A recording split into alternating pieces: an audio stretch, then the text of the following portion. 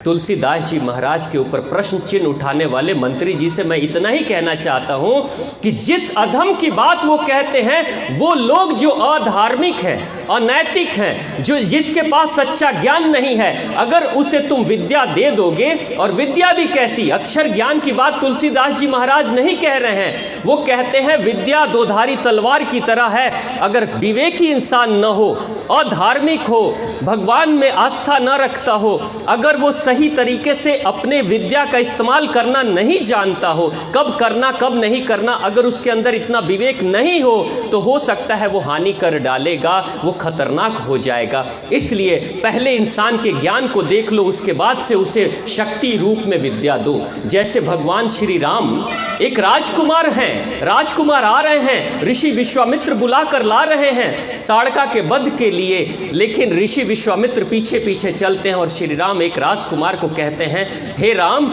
ये ताड़का सामने है जिसके पास हजारों हाथियों का बल है, अत्याचारी है और नाश करती है, हमारी तपस्या को भंग करती है। भगवान श्री राम इतने कोमल हृदय के कहते हैं, हे गुरुवर, मैं किसी स्त्री पे हथियार नहीं चला सकता, मैं किसी स्त्री पे वार नहीं कर सकता।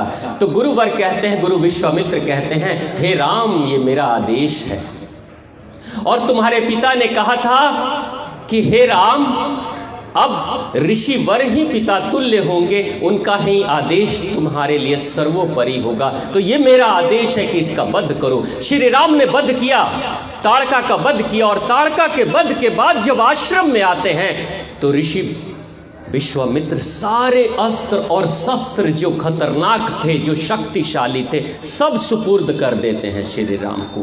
प्रश्न एक उठता है कि जब सारे अस्त्र और शस्त्र विश्वामित्र जी के पास था, तो पहले ही श्री राम को क्यों नहीं दे दिया? नहीं दिया, इसलिए नहीं दिया कि परीक्षण कर रहे थे कि एकमात्र इंसान है, एक राजकुमार है सिर्फ, कि योग्यता है इन शक्तियों को धारण करने की। जब योग्यता दिखाई देगी, ताड़का के वध के साथ योग्यता श्री राम की गई थी, और जब योग्यता दिख गई थी, यानी अधम नहीं है ये धार्मिक है, ये शक्ति का उपयोग कैसे करना है, कब करना है और कितनी मात्रा में करना है, इसको पता है, तो खतरनाक हथियार रूपी विद्या हम इसको दे देंगे। और तब जाकर हैंडओवर कर दिया था विश्वामित्र जी ने।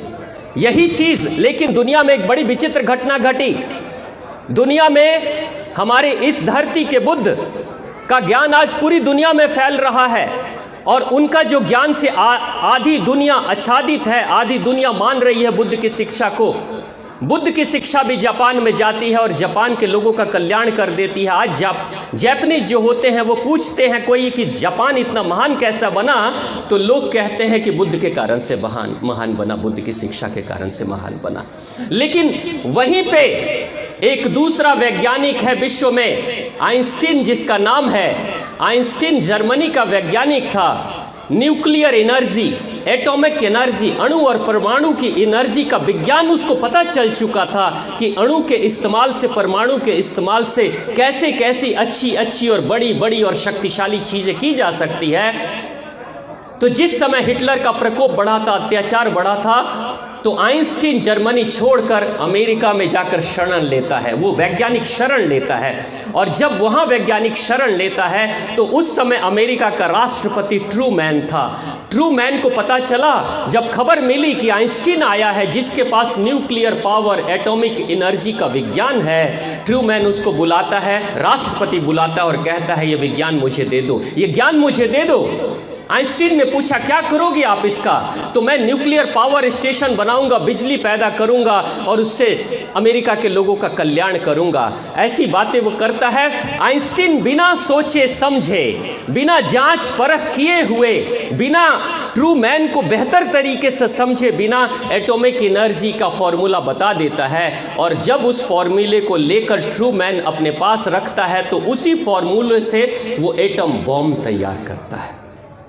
एटम बॉम्ब तैयार करता है और जापान के ऊपर हिरोशिमा और नागासाकी 2 शहरों पर एटम बॉम्ब गिरा देता है, जिसमें 1 सेकंड में ही लाखों लोग जलकर भस्म हो गए थे। और आज भी जापान के लोग, जापान के बच्चों की उत्पत्ति जो हो रही है, बच्चे जन्म ले रहे हैं, उसमें अपाहिज बच्चे जन्म ले रहे हैं। यानी उस समय एक विद्या का दुरुपयोग हुआ था, नतीजा ये हो रहा है कि जापान के लोग आज भी उसको झेल रहे हैं। यही बात तुलसीदास जी महाराज कह रहे हैं, लेकिन मंत्री जी को बात समझ में नहीं आ रही है कि बुद्ध भी एक ज्ञान फैलाते हैं विवेक का इस्तेमाल करके और जापान का कल्याण कर देते हैं, लेकिन आइंस्टीन जैसा ना समझ इंसान किसी कुपात्र को जब शिक्षा दे देता है और विद्या दे देता है तो उसी जापान का नाश कर डालता है। यानी अधार्मिक को, अनैतिक को, जिसके पास विद्या के सदुपयोग और दुरुपयोग का भेद नहीं पता है, उसको ज्ञान नहीं देना चाहिए, क्योंकि ज्ञान दोधारी तलवार है। पहले पात्रता जांच कर लो, जैसे विश्वामित्र ने जांच किया था श्री राम का। जब जांच में, परख में एक विद्यार्थी उतर जाता है तो उसको जो विद्या देना है सब दे दो, क्योंकि धारण कर सकता है। आपके पास खिलौने की दुकान है, आपके पास खिलौने की दुकान है, आपका इकलौता बेटा है, आपको पता है ये सारी खिलौने की दुकान एक दिन आप उसी को दे दोगे, वही संभालेगा, लेकिन क्या 10 साल के बच्चे को खिलौने की दुकान दे दोगे आप? बाबूजी, गुरुवर, आप सबसे पूछ रहा हूं, क्या 10 साल के बच्चे को खिलौने की दुकान दे दोगे? नहीं दोगे, क्योंकि वो उसी खिलौने की दुकान में बेचेगा नहीं, खुद ही खेलना शुरू कर देगा और सारे खिलौने तोड़ डालेगा। लेकिन वही बच्चा जब 20 साल 25 साल का हो जाएगा, जब खिलौने का मोह भंग हो जाएगा, जब खिलौने की कीमत समझ में आ जाएगी, तो पूरी की पूरी दुकान आप दे दोगे, मालिक तो ही है।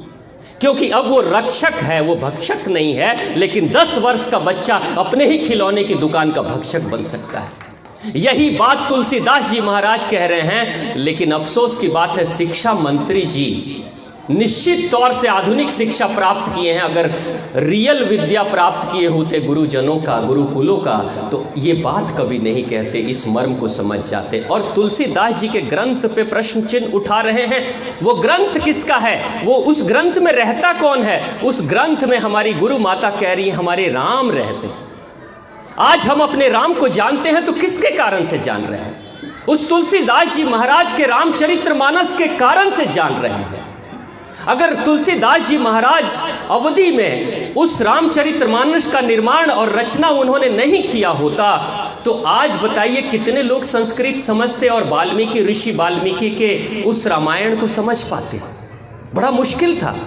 सामान्य जनों की भाषा में तुलसीदास जी महाराज ने जब उस ग्रंथ की रचना, रामचरितमानस की रचना करते हैं, तो आज तुलसीदास जी महाराज के कारण ही हमारे राम ग्रंथ के रूप में घर घर में पहुंच चुके। ये उनका योगदान है, उन्होंने पहुंचाया राम को घर घर में। लेकिन जिस ग्रंथ ने राम को घर घर में पहुंचाया, इस धरती को राममय बनाया, उसी ग्रंथ के ऊपर जो शिक्षा मंत्री हैं वो प्रश्न चिन्ह उठा रहे हैं। ये हमारे लिए, हमारे भारत के सनातन धर्म के लिए आघात है। आप करें राजनीति, लेकिन राजनीति के नाम पे जड़ों को मत काट दें, क्योंकि आने वाली वंशजें भी इन्हीं जड़ों के ऊपर नींव बनाकर अपनी इमारत करके खड़ी हो जाएगी।